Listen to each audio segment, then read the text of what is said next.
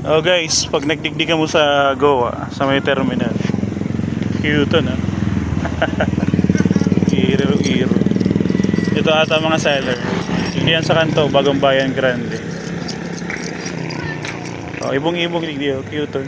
Naghihiro-hiro pala sila. May pa-welcome ang Goa.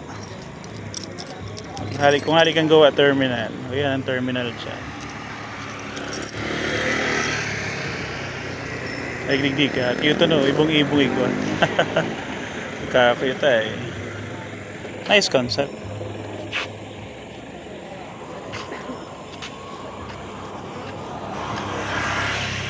Ayos eh.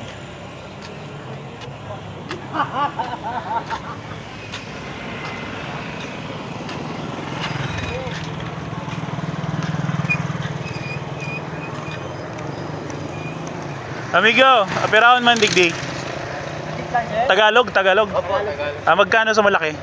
300, sir. 300. Oh, yung maliit ko 100 lang, sir. 100. Opo. Lahat ng maliit. Sariling gawa yan, sir. Bili na po kayo. Oh, sariling gawa. May coin kayo, may hulmahan. Oh, sa... Naka-video ko, brother. Papasok ko, lalabas kayo sa page ko. Okay lang. Opo. Okay, dito man yan sa Goa. Ha? Dahil ito yung pesta. Mga pestahan. Mga pestahan. Tumigil ako doon kasi sabi ko may pa-welcome yung Goa. Galing terminal. Left and right eh.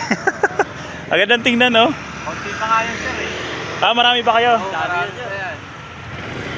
yan. Dapat bantayan lang dahil wala naman pumipitik. Hindi, nagtinda rin po kami ng ibang paninda namin.